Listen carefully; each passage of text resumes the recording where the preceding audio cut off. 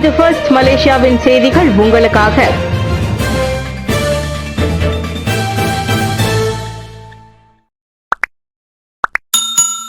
AEE தொழில்துறையை அந்நிய முதலீட்டாளர்களுக்கு திறந்தாலும் நாட்டின் இறையாண்மை பாதிக்காது, அரசாங்கம் உத்தரவாதம். அரிய மண் தனிமங்கள் REE தொழில்துறையை அந்நிய முதலீட்டாளர்களுக்கு திறப்பதால் நாட்டின் இறையாண்மையை பாதிக்காது அல்லது சுதந்திரத்திற்கு முந்தைய காலம் போன்ற பொருளாதார காலனித்துவ வரலாற்றை மீண்டும் ஏற்படுத்தாது என்று அரசாங்கம் உத்தரவாதம் அளித்துள்ளது. நாட்டிற்குள் நுழையும் ஒவ்வொரு முதலீடும் கடுமையான சோதனை செயல்முறைக்கு உட்படுத்தப்படுவதோடு மத்திய மற்றும் மாநில அரசாங்கங்கள் நிர்ணயித்த நிபந்தனைகளுக்கு இணங்குவதை உறுதி செய்வதற்கு மலேசியா தற்போது வலுவான சட்ட கட்டமைப்பை நிபுணத்துவத்தையும் கொண்டுள்ளதாக இயற்கை வளம் மற்றும் இயற்கை நிலைத்தன்மை அமைச்சரின் பொறுப்பை வகிக்கும் டாக்டர் ஜொஹாரி அப்துல் கானி தெரிவித்தார். மக்களவையில் சுரங்கத்தில் பிரிட்டிஷ் தலையீட்டை அனுமதித்த 1874ஆம் ஆண்டு பங்கோர் ஒப்பந்தத்தின் வரலாற்றை நினைவில் கொண்டு நாட்டின் இயற்கை வளங்கள் மீதான புதிய காலனித்துவ ஆக்கிரமிப்பு அபாயம் குறித்து பாசிர்கூடாங் நாடாளுமன்ற உறுப்பினர் ஹசான் அபுகாரிம் எழுப்பிய கேள்விக்கு அவர் அவ்வாறு பதிலளித்தார். தொலைத்தொடர்பு துறையில் மலேசியாவுடன் ஒத்துழைப்பை அதிகரிக்க உகாண்டா பல்கேரியா எண்ணம். தகவல் பரிமாற்றம், குறிப்பாக தொலைத்தொடர்பு துறையில் மலேசியாவுடன் ஒத்துழைப்பை அதிகரிக்க பாகிஸ்தான், உகாண்டா மற்றும் பல்கேரியா ஆகிய நாடுகள் எண்ணம் கொண்டுள்ளன. அசர்பைஜான் பாக்குவில் நடைபெற்ற 2025ஆம் ஆண்டு உலக தொலைத்தொடர்பு மேம்பாட்டு மாநாட்டிற்கு வெளியில் 3 நாடுகளை சேர்ந்த தனது சகாக்களுடன் நடைபெற்ற இருவழி சந்திப்பில் இதன் தொடர்பில் கலந்துரையாடப்பட்டதாக தொடர்பு அமைச்சர் டாக்டர் ஃபாமி ஃபாட்சில் தெரிவித்தார்.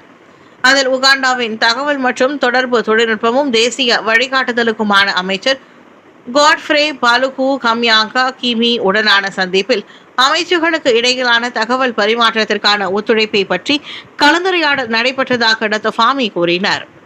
இது நாங்கள் செயல்படுத்தும் கொள்கைகள் குறித்து திறந்த அளவிலான மற்றும் அமைச்சு ஆராய்ந்து கருத்துக்களை பரிமாறிக்கொள்ள வாய்ப்பளிக்கிறது. ஆனால் மற்ற நாடுகளில் இதே போன்ற கொள்கைகள் இருக்கலாம் அல்லது இல்லாமலும் இருக்கலாம். எனவே இது எங்களுக்கு தகவல்களை பெறுவதற்கான ஒரு வாய்ப்பாகும். மேலும் இது முக்கியமானது, ஏனெனில் சில நேரங்களில் அந்த தகவலிலிருந்து மலேசியாவில் கொள்கைகளை மேம்படுத்த நாம் கருத்தில் கொள்ளக்கூடிய சில அம்சங்கள் இருக்கலாம் என டாக்டர் ஃபாமி ஃபாட்சில் கூறினார். மாய்கா தேசிய முன்னணியிலிருந்து வெளியேறும் முடிவை ஏற்றுக்கொள்வேன், சாஹித். தேசிய முன்னணியிலிருந்து மாய்கா வெளியேற விரும்பினால் அதன் முடிவை மதித்து திறந்த மனதுடன் ஏற்றுக்கொள்வதாக அக்கூட்டணியின் தலைவர் டாக்டர் அகமது சாஹித் ஹமிதி தெரிவித்தார். மாய்காவின் உள் விவகாரங்களில் தலையிடும் எண்ணம் தமக்கு இல்லை என்று துணை பிரதமரும் அம்னோ தலைவருமான டாக்டர் அகமது சாஹித் கூறினார். மேலும் அவர்களின் உள் விவகாரங்களில் தலையிடும் எண்ணம் எனக்கு இல்லை. அவர்கள் எடுக்கும் எந்த முடிவையும் நாங்கள் அதனை திறந்த மனதுடன் ஏற்றுக்கொள்வோம் என்றார் டாக்டர் அகமது சாஹித் ஹமிதி. நேற்று 2025 சீனா உலகளாவிய பொருளாதாரம் மற்றும் தொழில்நுட்ப உச்சநிலை மாநாட்டை தொடக்கி வைத்த பின்னர் டாக்டர் அகமது சாஹித் செய்தியாளர்களிடம் அவ்வாறு தெரிவித்தார். கடந்த ஞாயிற்றுக்கிழமை நடைபெற்ற மாய்காவின் 79வது பேராளர் மாநாட்டில் தேசிய முன்னணியை விட்டு வெளியேறுவதற்கான ஒரு தீர்மானத்தை பேராளர்கள் ஒருமனதாக ஆதரித்தனர். தொழில்நுட்ப பயனர்களாக மட்டுமின்றி படைப்பாளர்கள் மற்றும் தலைவர்களாக மலேசியா மாற வேண்டும். நாட்டின் இறையாண்மைக்கான உண்மைக்கான தேவைகளை அடையாளம் காணும் அதே வேளையில் நிலையான பொருளாதார மீள்தன்மையை உறுதி செய்வதற்கு தொழில்நுட்பத்தை பயன்படுத்துபவர்களாக இருப்பது மட்டுமின்றி படைப்பாளர்களாகவும் தலைவர்களாகவும் மலேசியா மாற வேண்டும். தொழில்நுட்பத்தை வெறுமனை ஏற்றுக்கொள்வதற்கு பதிலாக அதனை உருவாக்குதல் மற்றும் நீண்டகால உறுதிப்பாடான ஆழமான திறன்கள் கொண்ட தொழில்களை உருவாக்குவதில் என்று நாட்டின் பொருளாதார வலிமை 3 முதன்மை கூறுகளை சார்ந்திருப்பதாக பொருளாதார துணை அமைச்சர் டாக்டர் ஹனிஃபா ஹதார் தாயித் கூறினார். இன்றைய போட்டித்திறன் மிக்க நன்மை என்பது மதிப்பை உருவாக்குதல், திறமையாக செயல்படுதல், உலகளாவிய சந்தைகளை அடைதல், படைப்பாற்றல் மற்றும் சுறுசுறுப்புடன் நிஜ உலக சவால்களை தீர்க்கும் திறன்களின் அடிப்படையில் கட்டமைக்கப்பட்டுள்ளது. எனவே மலேசியா தொழில்நுட்பத்தை பயன்படுத்துபவர்களிடம் இருந்து படைப்பாளர்களாகவும் தலைவர்களாகவும் மாற வேண்டும் என டாக்டர் ஹனிஃபா ஹஜார் தாயிப் கூறினார். மாணவர்களை உட்படுத்திய குற்றவியல் வழக்குகள் கல்வி கழகங்களின் நற்பெயருக்கு களங்கம். அண்மைய காலமாக மாணவர்களை உட்படுத்திய கடுமையான குற்றவியல் வழக்குகள் அப்பிரிவினரிடையே நல்லொழுக்கம், மதம் மற்றும் குணநலன்களின் நிலை குறித்த அச்சத்தை ஏற்படுத்துவதாக மாட்சிமை தங்கிய மாமன்னர் சுல்தான் இப்ராஹிம் நேற்று தெரிவித்துள்ளார். அதுபோன்ற வழக்குகள் நாட்டின் கல்விக் கழகங்களின் நற்பெயருக்கும் களங்கம் விளைவிப்பதற்காக மாரா தொழில்நுட்ப பல்கலைக்கழகம் UITM வேந்தருமான சுல்தான் இப்ராஹிம் எடுத்துரைத்தார்.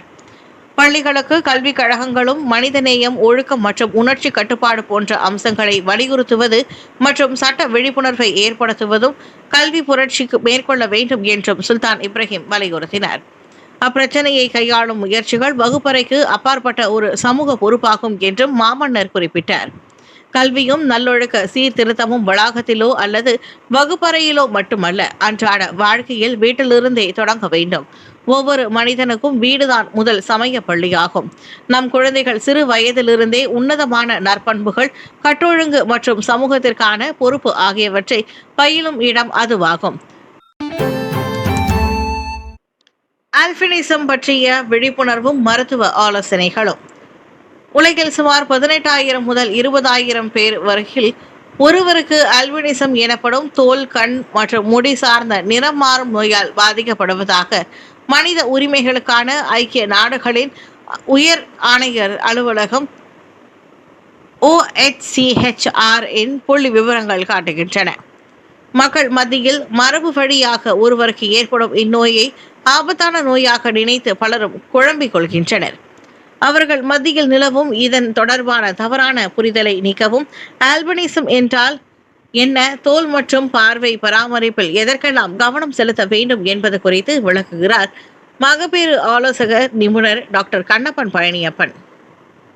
மனித உடலில் உள்ள தோல், கண் மற்றும் முடி ஆகியவற்றிற்கு நிறம் தரும் மெலனின் எனப்படும் செல்லில் குறைபாடு ஏற்படும் போது இத்தகைய பிரச்சனை ஒருவருக்கு ஏற்படுவதாக டாக்டர் கண்ணப்பன் கூறினார். பெரும்பாலும் மரபணு வழியாகவே ஆல்பினிசம் நோய் ஒருவருக்கு ஏற்படுவதாக அவர் விவரித்தார். அதாவது ஆல்பினிசம் என்பது மரபணு ரீதியில் ஒருவருக்கு ஏற்படும் பிரச்சனை. தாய் மற்றும் தந்தையின் மூலமாக ஏற்படுவது. தாய் மற்றும் தந்தை ஒருவருக்கு இதில் இந்நோய் இருந்தால் சில நேரங்களில் அவர்களுக்கு தெரியாது. குழந்தை பிறக்கும் நேரத்தில் இருவரின் மரபணுவும் ஒன்றாக சேரும் போது அது குழந்தையை பாதிக்கும் என்று டாக்டர் கண்ணப்பன் தெரிவித்தார். தாய் மற்றும் தந்தை ஆகிய இருவரும் ஆல்பினிசம் பிரச்சனைக்கு உட்பட்டிருந்தால் அவர்கள் மூலம் பிறக்கும் குழந்தைக்கு 25% பாதிப்பு ஏற்படுவதாக சாத்தியக்கூறுகள் இருப்பதாக தெரிவித்தார். எத்தியோப்பியாவில் பிரதமருக்கு தனித்துவமான வரவேற்பு. நேற்று எத்தியோப்பியாவிற்கு அதிகாரப்பூர்வ பயணத்தை தொடங்கியிருக்கும் பிரதமர் ஸ்ரீ அன்வார் இப்ராஹிமை தானே காரில் ஏற்றி வந்து தனித்துவமான முறையில் அவரை வரவேற்றுள்ளார் அந்நாட்டின் பிரதமர் டாக்டர் அபி அகமது அலி. போலே விமான நிலையத்தை வந்தடைந்ததும் அவருடைய வருகை புரிந்த பேராளர்களையும் அபி அகமது அலி நேரில் சென்று வரவேற்று அவர்களை வியக்க வைத்தார். பின்னர் அவ்விரு தலைவர்களும் சந்திப்பு நடத்த லீடர்ஸ் லாஞ்சுக்கு சென்றனர். அதைத் தொடர்ந்து டாக்டர் ஸ்ரீ அன்வாரை அபி அகமது அந்நாட்டின் தொழில்நுட்பம் மற்றும் புத்தாக்க மேம்பாட்டு வரலாற்றை எடுத்துரைக்கும் எத்தியோப்பியா அறிவியல் அருங்காட்சியகத்திற்கு அழைத்து சென்றார். இந்த அருங்காட்சியகம் எத்தியோப்பியாவின் நவீன உள்கட்டமைப்பு முன்னேற்ற சின்னங்களில் ஒன்றாகும். அதோடு எத்தியோப்பியா மற்றும் மக்கள் மற்றும் சுற்று பயணிகளின் கவனத்தை ஈர்க்கும் ஃப்ரெண்ட்ஷிப் பார்க் எனும் அழகிய இயற்கை காட்சிகள் கொண்ட பூங்காவிற்கும் பிரதமர் அழைத்து செல்லப்பட்டார். இறுதியாக அன்வார் ஷெரட்டோன் தங்கும் விடுதிக்கு அழைத்து செல்லப்பட்டார். அடிஸ் அபாபாவில் உள்ள ஆப்பிரிக்க ஒன்றிய தலைமையகம் மூலம் ஆப்பிரிக்க கண்டத்துக்கான உறவுகளை மேம்படுத்துவதற்காக மலேசியாவின் முயற்சிகளில் இது ஒரு வரலாற்று சிறப்புமிக்க பயணமாகும். ஜொஹூரில் புயலால் பாதிக்கப்பட்ட விவசாயிகளுக்கு உதவ அமைச்சு உடனடி நடவடிக்கை. ஜொஹூர் கூகுப்பில் உள்ள மீன் வளர்ப்பு பகுதியில் வீசிய புயலால் பாதிக்கப்பட்டவர்களுக்கு உதவ விவசாயம் மற்றும் உணவு உத்தரவாத அமைச்சு உடனடி நடவடிக்கை எடுக்கும். அச்சம்பவம் குறித்து விசாரணை மேற்கொள்ளப்பட்டிருப்பதாகவும் உதவி வழங்கும் செயல்முறை விரைவுபடுத்தப்படும் என்றும் அதன் அமைச்சர் டாக்டர் ஸ்ரீ முகமது சாபு தெரிவித்தார். அமைச்சு ஏற்கனவே விசாரணையை நடத்தியிருக்கிறது. உடனடி நடவடிக்கை எடுக்க அதிகாரிகளுக்கு அறிவுறுத்தப்பட்டுள்ளது. மேலும் குறுகிய காலத்தில் எங்களுக்கு உதவ முடியும் என்று நாங்கள் நம்புகிறோம். குறிப்பாக வலைகள் போன்றவற்றை வழங்கி வரும் அமைச்சு உதவும். அதிகாரிகள் அந்த பணிகளை பெறுகிறார்கள் என்றார் டாக்டர் ஸ்ரீ முகமது சாபு. புயலால் பாதிக்கப்பட்ட விவசாயிகள் மற்றும் மீனவர்களுக்கு வழங்கப்படும் அவசர உதவிக்கான ஒப்புதலை விரைவுபடுத்துமாறு தஞ்சோங் பியாய் நாடாளுமன்ற உறுப்பினர் டத்தோஸ்ரீ டாக்டர் வி ஜெய்சிங் அமைச்சரிடம் கேட்டபோது அதனைத் தொடர்ந்து முகமது சாபு அவ்வாறு தெரிவித்தார்.